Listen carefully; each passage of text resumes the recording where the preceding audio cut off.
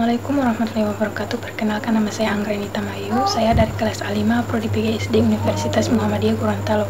Nah, saya akan memaparkan peta konsep yang saya buat untuk memenuhi mata kuliah konsep dasar IPS.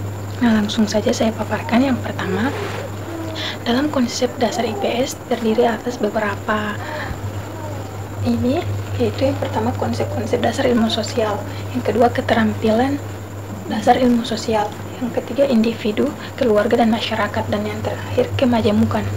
Nah, materi yang pertama yaitu konsep dasar ilmu sosial, di mana terdiri dari pengertian ilmu sosial, karakteristik ilmu sosial, kedudukan ilmu sosial, serta pengertian fakta konsep dan generalisasi.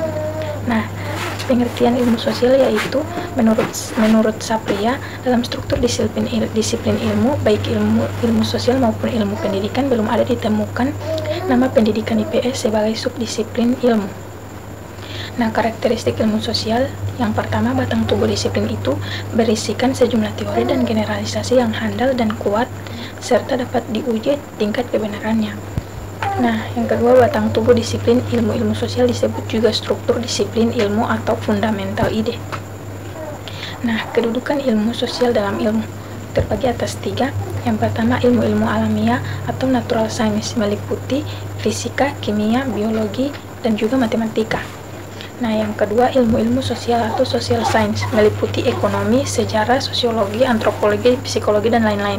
Yang terakhir, ilmu-ilmu budaya, meliputi ilmu bahasa, kesastraan, kesenian, dan sebagainya. Nah, selanjutnya materi kedua yaitu konsep dasar cabang-cabang ilmu sosial.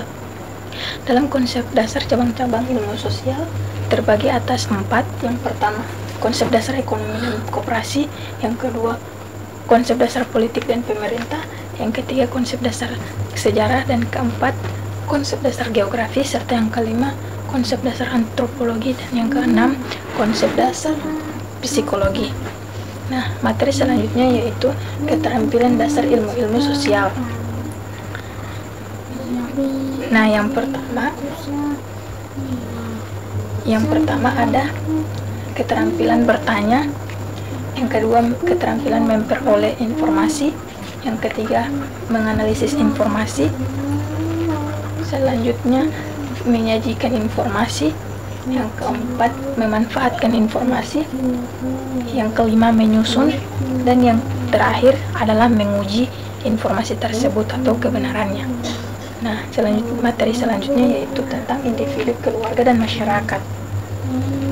Nah, pengertian dari individu yaitu berarti manusia sebagai suatu keseluruhan yang tidak dapat dibagi, melainkan sebagai kesatuan yang terbatas, yaitu sebagai manusia perseorangan. Atau individu merupakan seorang manusia yang tidak hanya memiliki peranan khas di dalam lingkungan sosialnya, melainkan juga mempunyai kepribadian serta pola tingkah laku spesifik dirinya. Yang kedua, keluarga.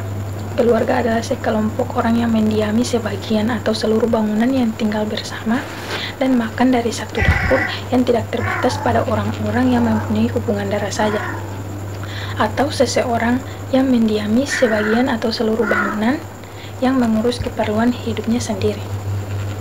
Nah, yang terakhir, masyarakat. Dalam masyarakat merupakan kesatuan sosial yang mempunyai ikatan-ikatan kasih sayang yang erat. Kesatuan sosial mempunyai kehidupan jiwa seperti adanya ungkapan jiwa rakyat, kehendak rakyat, kesadaran masyarakat, dan lain sebagainya. Nah, materi selanjutnya atau materi yang terakhir yaitu tentang kemajemukan. Kemajemukan terbagi atas 3. Yang pertama agama, yang kedua ras, yang ketiga etnik. Nah, saya akan memaparkan sedikit materinya. Yang pertama, kemajemukan agama. Makna kemajemukan agama merupakan salah satu isu sentral di tengah diskursus pemikiran Islam. Isu ini semakin dirasakan mendesak setelah umat beragama mendapati bahwa dunia telah berubah menjadi sebuah desa global. Nah, dari setiap penganut agama lain tergeser menjadi anggota masyarakat majemuk yang berdampingan dan saling berinteraksi. Karena itu, kehadiran umat lain harus dianggap sebuah potensi ketimbang ancaman yang dapat merusak masyarakat.